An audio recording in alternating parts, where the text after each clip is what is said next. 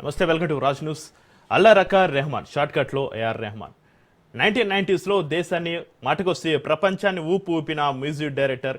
Cinema టైటిల్లో ఆయన పేరు కనబడితే చాలు ప్రేక్షకులు మైమర్చిపోయేవారు. అలాంటిది లాంగ్ గ్యాప్ మళ్ళీ తెరపైకి వచ్చాడు. ఈసారి మ్యూజిక్తో కాదు, కాంట్రవర్సీతో. హిందువుగా పుట్టిన దిలీప్ కుమార్ అలియాస్ అల్లా రకా రెహమాన్ పేరు మార్చుకుని సంగీత సామ్రాజ్యాన్ని ఏలారు. సినీ ప్రపంచంలో ఎప్పుడు అవకాశాలు ఒకేలా ఉండవు అనేది అందరూ అనుభవపూర్వకంగా అంగీకరించే నిజం. అయితే అల్లా రకా అల్లా కాదు, తనకు అవకాశాలు రాకపోవడానికి తన పేరు అంతకు మించి తన మతమే కారణం అంటున్నారు.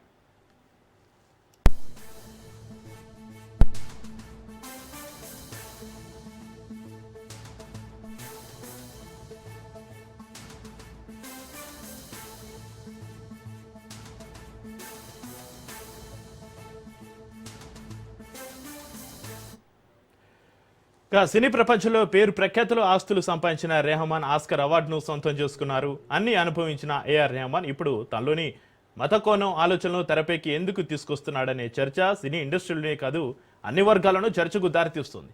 అనాల్సిన మాటలు అనేసి విమర్శలు వెలువెత్తడంతో తాను అలా అనలేదని వివరణ ఇచ్చుకుంటే మాత్రం అల్లా రకాపై అభిప్రాయం ఏమైనా మారుతుందా అంటున్నారు. ఆయన చర్యలను తప్పుపడుతున్నారు. Hits flops common. ఓ రేంజ్లో ఉన్నప్పుడే ఆయన సినిమాలు ఫ్లాప్. ఒక దశలో తమిళనాడులో సూపర్ స్టార్ రజనీకాంత్ సినిమాలు సైతం ఏఆర్ రెహమాన్ మ్యూజిక్ డైరెక్ట్ చేసిన చిత్రాలు బాక్సాఫీస్ వద్ద బోల్తా పడ్డాయి. రజనీ అభిమానులు ఆయన పిన్న విరుచుకుపడ్డారు. సెకండ్ ఇన్నింగ్స్ ఎలా వస్తుందో ఎప్పుడూ ఎవరు చెప్పలేరు. పెద్ద పెద్ద సూపర్ స్టార్లే ఒక దశ వరకు ఓపిక పట్టి దశాబ్దాల తర్వాత మళ్ళీ స్టార్డమ్ పరీక్షించుకున్న వాళ్ళే. సన్నీ డియోల్, బాబీ డియోల్ సినిమాలు ఆడక ముఖానికి రంగేసుకునేందుకే భయపడ్డారు. అలాంటిది ఈ మధ్య కాలంలో మళ్ళీ వాళ్ళే బాక్సాఫీస్ హీరోస్.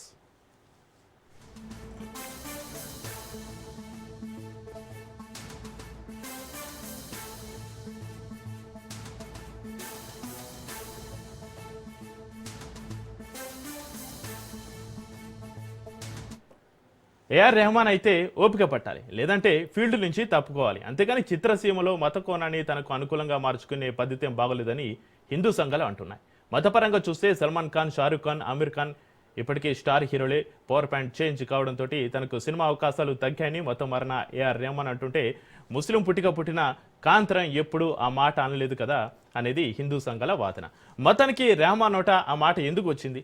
ఆ తర్వాత నష్ట నివారణ కోసం మళ్ళీ మాట మార్చినా ఎందుకు మంటలు చల్లారడం లేదు అనేది ఇప్పుడు హాట్ టాపిక్ అవుతుంది.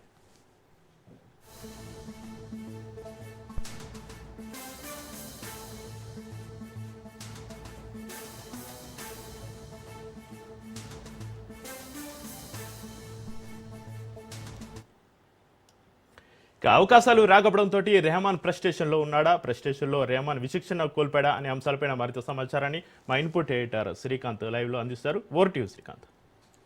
Chakri, good evening. మొత్తానికి సంగీతంలో, ప్రపంచ సంగీతంలో రారాజుగా వెలుగొతుతున్నటువంటి ప్రముఖ భారతదేశం గర్వించదగ్గ మ్యూజిక్ డైరెక్టర్ ఏఆర్ రెహమాన్ వివాదంలో చిక్కుకున్నారు. ఆయన చేసినటువంటి కామెంట్ ఏదైతే ఉందంటే విక్టిమ్ కార్డును వాడుకుంటున్నారు. సో రెహమాన్ అంటే తాను ముస్లిం కాబట్టి అవకాశాలు రావట్లేదు, బాలీవుడ్లో అవకాశాలు రావట్లేదు, తాను ఏదైతే చావా సినిమాకి సంగీతం ఇచ్చారో సో దాన్ని కూడా మతపరంగా వాడుకుంటున్నారు, మత విద్వేషాలు రెచ్చగొట్టే విధంగా మాట్లాడుతున్నారు అంటూ తాను చేసినటువంటి కామెంట్స్ ఇప్పుడు దేశంలో చాలా అల్లకల్లోలంగా మారుతుందని చెప్పాలి. ఏదేమైనా కానీ వాస్తవానికి అవునన్నా కాదన్న సంగీత సామ్రాజ్యంలో ఒక చక్రవర్తిగా ఏఆర్ రెహమాన్ను ప్రజలందరూ చూస్తారు. ఈవెన్ ముందు వాళ్ళు కావచ్చు, లేదంటే ఆ తర్వాత తరం కావచ్చు, ముందు తరం కావచ్చు, ఇప్పుడు పుట్టినటువంటి పిల్లలతో సహా రెహమాన్ అంటే తెలియని వాళ్ళంటే వాళ్ళు ఎవరూ లేరు, రెహమాన్ పాట వినని వాళ్ళు ఎవరూ లేరు. రెహమాన్ని నాకు తెలిసి, ఈవెన్ చక్రి నీకు తెలిసి, రెహమాన్ని ఎవరు కూడా ఒక మతానికి సంబంధించినటువంటి వ్యక్తిగా చూడలేదు. ఒకవేళ నిజంగానే అట్లా చూసినటువంటి పరిస్థితి ఉంటే రెహమాన్కు పద్మ విభూషణ్లు, పద్మశ్రీలు, ఆస్కార్ అవార్డులు, నేషనల్ అవార్డ్స్ ఇవన్నీ వచ్చేటువంటి పరిస్థితి ఉండదు రెహమాన్ మాట్లాడినటువంటి మాటల నేపథ్యంలో చూస్తే కనుక. బట్ అట్లాంటి రెహమాన్కి ఈ మధ్యకాలంలో అవకాశాలు తగ్గుతున్నాయి. ఈ తగ్గుతున్నటువంటి క్రమంలోనే రెహమాన్ ఒక ప్రముఖ మీడియా సంస్థతో మాట్లాడుతూ ఆయన విక్టిమ్ కార్డుని వాడుకున్నారు, అంటే మతం కార్డును ఉపయోగించారు. సో బాలీవుడ్లో తనకు అవకాశాలు రాకపోవడానికి ముస్లిం అన్నటువంటి నేపథ్యంలోనే అవకాశాలు తగ్గిస్తున్నారు, రావట్లేదు అన్నటువంటి ఉద్దేశం వచ్చేలాగా ఆయన ఈ మాటలు మాట్లాడడం బాలీవుడ్ మొత్తం కూడా భగ్గుమంది. ఒక బాలీవుడే కాదు, పూర్తిగా యావత్ దేశం కూడా ఈ విషయం పైన ఇప్పటికే ఖండిస్తూ మాట్లాడుతున్నటువంటి పరిస్థితి. భారతదేశం ప్రేమించింది, జై హో అని పాడినటువంటి పాట ఈ రోజుకు పాడుతూ ఉంటాం.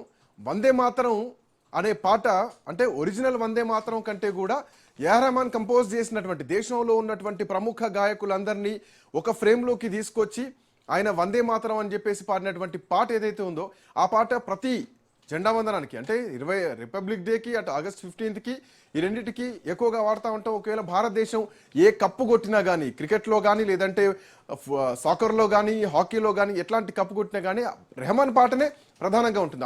అంతటి గౌరవం భారతదేశం రెహమాన్కి ఇస్తే ఈవెన్ రామాయణం సినిమా ఆల్మోస్ట్ 4,000 కోట్ల బడ్జెట్తో వచ్చేటువంటి రామాయణ సినిమాకు కూడా రెహమాన్ సంగీతాన్ని అందిస్తున్నారంటే ఆయనకి ఇచ్చేటువంటి ప్రియారిటీ దేశం ఎంత ఇస్తోంది, పరిశ్రమ ఎంత ఇస్తుందో అర్థం చేసుకోవచ్చు. బట్ అట్లాంటి రెహమాన్ మాట తాను ముస్లిం కాబట్టి అంటే హిందువు కాదు కాబట్టి తనకు అవకాశాలు రావట్లేదని చేసినటువంటి కామెంట్ ఈరోజు చాలా చర్చగా మారింది. మురళీ మనోహర్ గారు మనతో పాటు జాయిన్ అవుతున్నారు. మురళీ మనోహర్ గారు నమస్తే.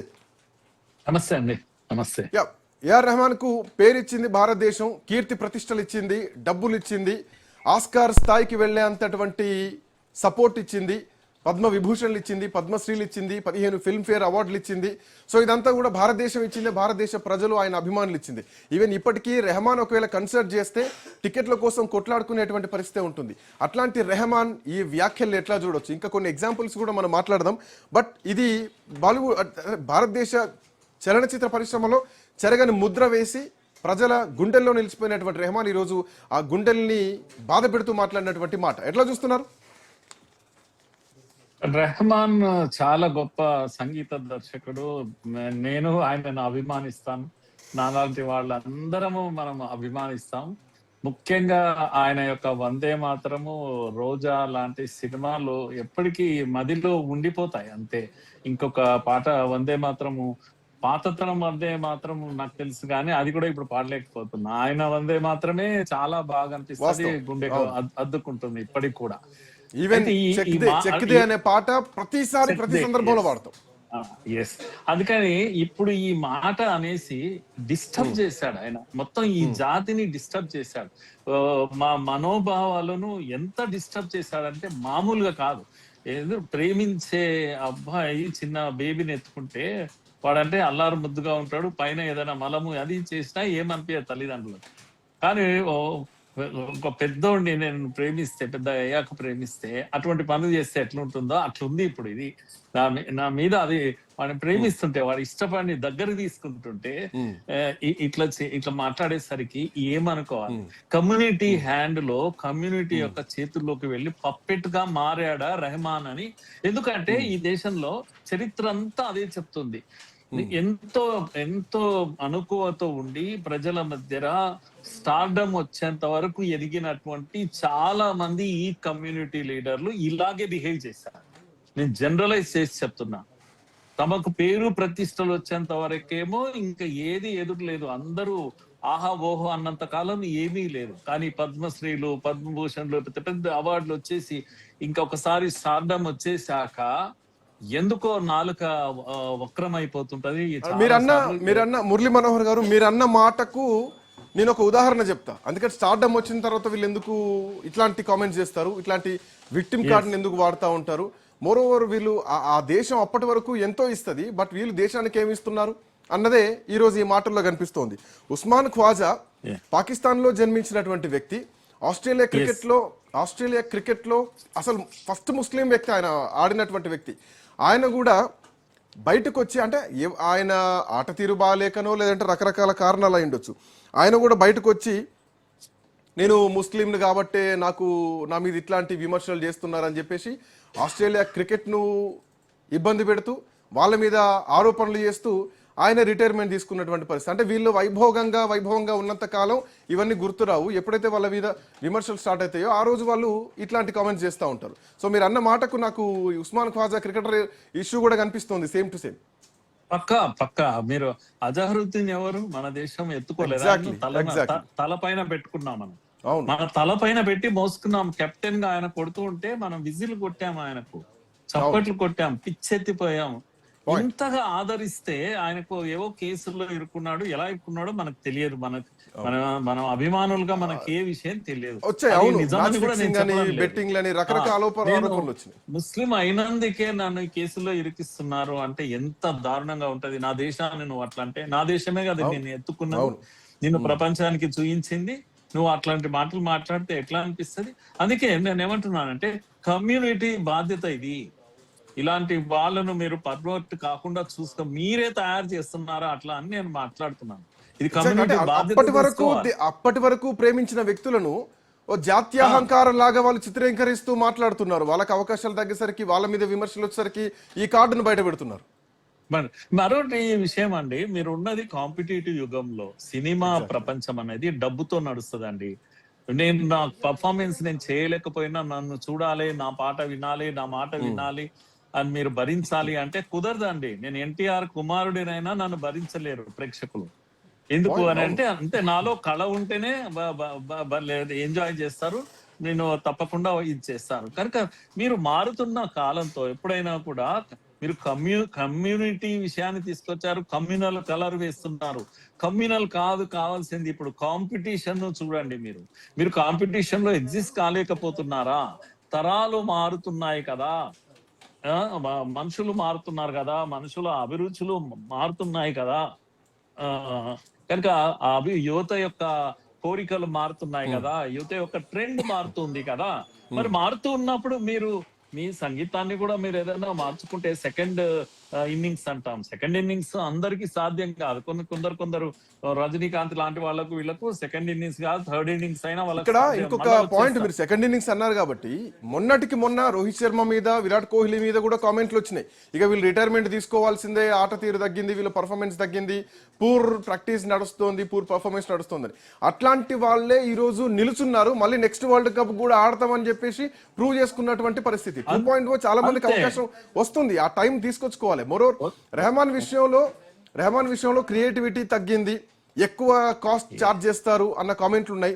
అండ్ రజనీకాంత్ కి సంబంధించి రోబోట్ 2 సినిమా రిలీజ్ అయినప్పుడు హిందీ ప్రేక్షకులంతా కూడా రెహమాన్ చాలా విమర్శించారు. ఆయన హిందీలో కంపోజ్ చేయలేకపోతున్నారు, రజనీకాంత్ ఫ్యాన్స్ చాలా మంది తిరగబడ్డారు. అట్లాంటి టైంలో రజనీకాంత్ సినిమాలకు పనిచేయడం ఒక నరకం అన్నటువంటి కామెంట్ను కూడా రెహమాన్ చేశారు అని రజనీకాంత్ అభిమానులు చాలా మంది ఫైర్. ఇక్కడ మారాల్సింది అభిమానులు కాదు, మారాల్సింది ఆయన ఆ బాణీ మారాలి, ఆయన వ్యవహార శైలి మారాలి, ఆయన పనిచేసే విధానం మారాలి. అది మారకుండా ఈరోజు జాత్యాహకారాన్ని చూపిస్తూ భారతీయుల్ని, హిందూ మతాన్ని రెచ్చగొడుతూ మాట్లాడు, కించపడుతూ మాట్లాడు. తనేదో అఫ్ కోర్స్ తను కూడా హిందూ మతం నుంచి పోయినటువంటి వ్యక్తే మళ్ళీ. దిలీప్ కుమార్ ఎగ్జాక్ట్లీ. అయితే మీరు అన్నది కరెక్ట్. అయితే ప్రాక్టికల్ గా ఆలోచించాలి. మార్కెట్ నిర్ణయం చేస్తుందండి. ఇది మార్కెట్ ఫోర్సెస్ మీరు ఎగ్జిస్ట్ అవుతారా కాదా అని నిర్ణయం చేస్తుంది. ప్రేక్షకులు, ప్రజలు వచ్చినప్పుడే కదా మీకు ఆదరణ లభించేది, లేకపోతే ఎందుకు లభిస్తుంటుంది? ఇప్పుడు యంగ్స్టర్స్ వచ్చారు, ఆ త్రివేది లేకపోతే ప్రీతం లాంటి యువకులు వచ్చేసి ఉర్రుత లోగిస్తా ఉన్నారు. మరి మీరు మిమ్మల్ని కొనసాగించాలంటే ఎంతమంది ఆ విధంగా వెళ్ళిపోలేదండి? పాత అనుమాలిక ఎక్కడ ఇప్పుడు, లేకపోతే వీళ్ళంతా ఎక్కడ పోయారు? పాత వాళ్ళంతా కూడా పోయే వాళ్ళు పోతూనే ఉన్నారు కదా. మరి మీరు ఇంకా శాశ్వతంగా ఉండాలని ఎందుకు అనుకుంటున్నారు? ఒకవేళ ఉంటే మార్చుకోండి, పద్ధతులు మార్చుకోండి, న్యూ జనరేషన్ కు తగ్గట్టుగా. ఇప్పుడు ముస్లింలు అన్ని రంగాల్లో ఈ దేశంలో పాలించారు, రూల్ చేశారు. 3 ఖాన్లు 3 దశాబ్దాలు రూల్ చేశారు సినిమా వాళ్ళను. బాలీవుడ్ మీరు ఈ రోజు అంటున్నారు కదా, బాలీవుడ్ ఈ రోజు కూడా సల్మాన్ ఖాన్, ఫారూక్ ఖాన్, ఇదే షారుఖ్ ఖాన్, అమీర్ ఖాన్ ల పేర్లు ఇంకా ఉన్నాయి. వాళ్ళే కింగ్స్ ఆఫ్ బాలీవుడ్, వాళ్ళే అమీర్ ఖాన్, సల్మాన్ ఖాన్, షారుఖ్ ఖాన్, ఇంతకు మించి ఇంకేం లేదు. మోరోవర్ సార్, మీరు అన్నారు కాబట్టి ఇంకొక పాయింట్ యాడ్ చేయాలనుకుంటున్నా.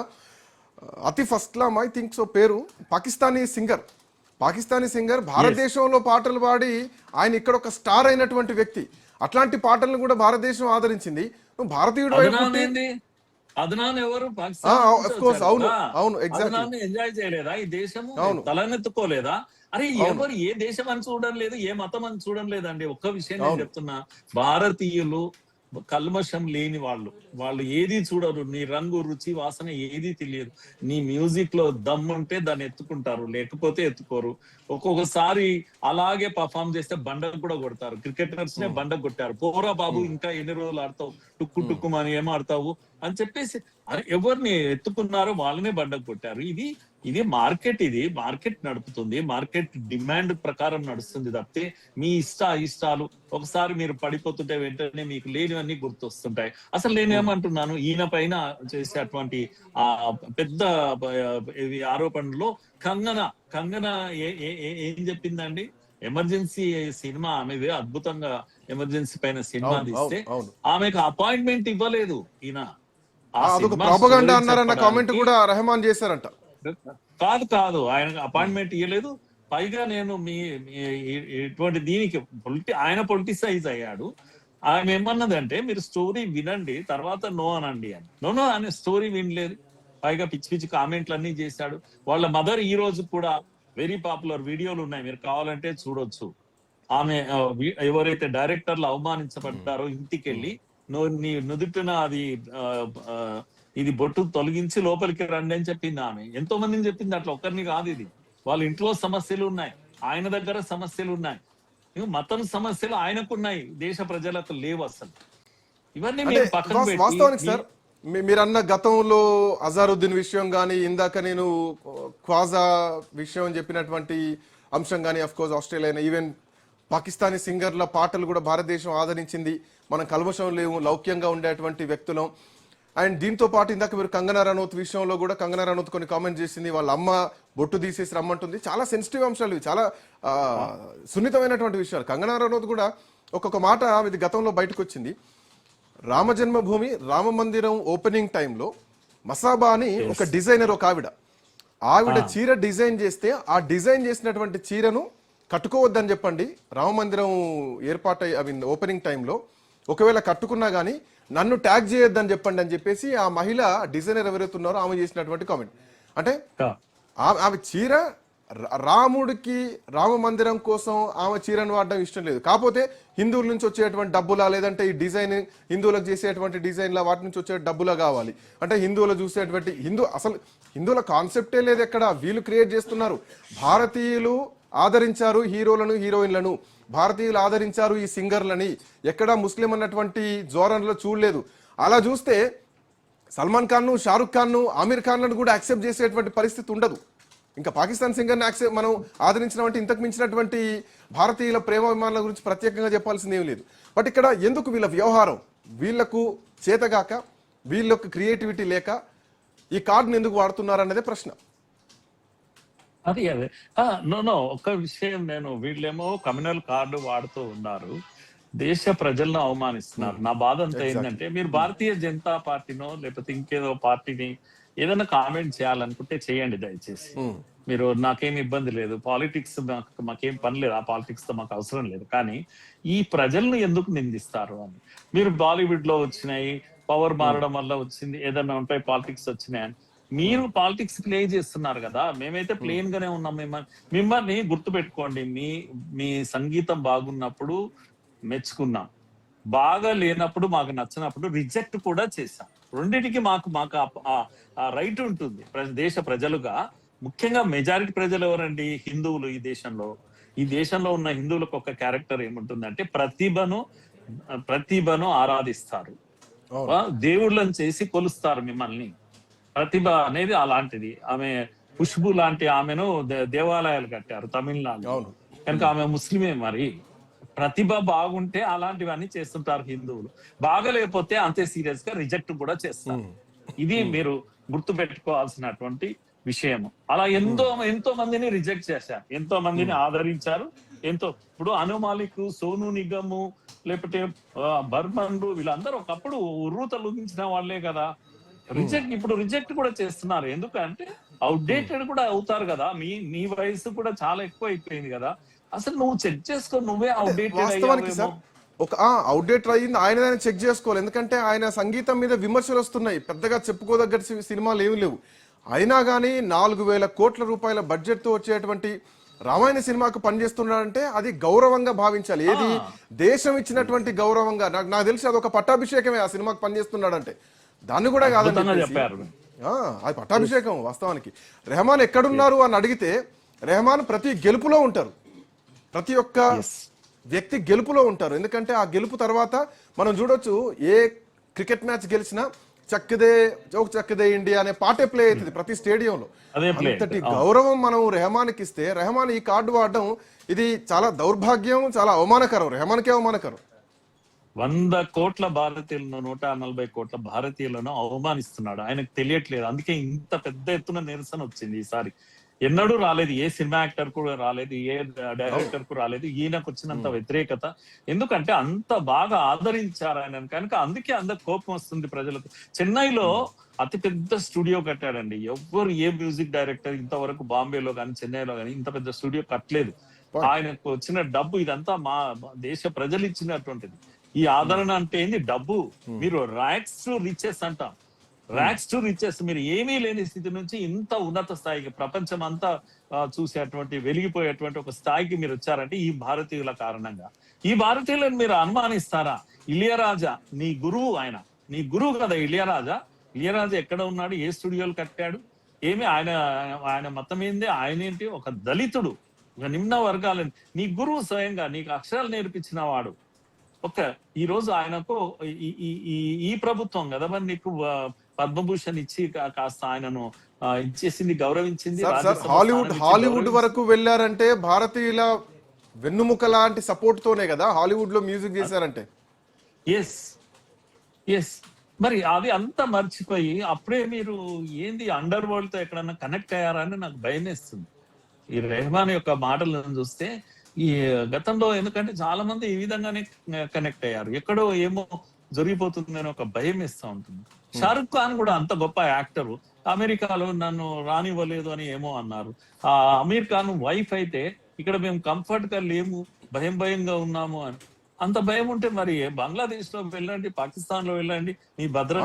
ఆమీర్ ఖాన్ కూడా అన్నాడు ఈ మాటల్ని. సత్యమేవ జయతే లాంటి ప్రోగ్రాంలు చేస్తున్నటువంటి ఆమీర్ ఖాన్ కూడా ఇట్లాంటి మాటలే అన్నారు. అంటే వీళ్ళకి సందర్భం వచ్చినప్పుడు దేశం అన్నం తింటారు, దేశం మట్టి పట్టుకుంటారు, దేశం మీదనే మట్టి పోస్తారు.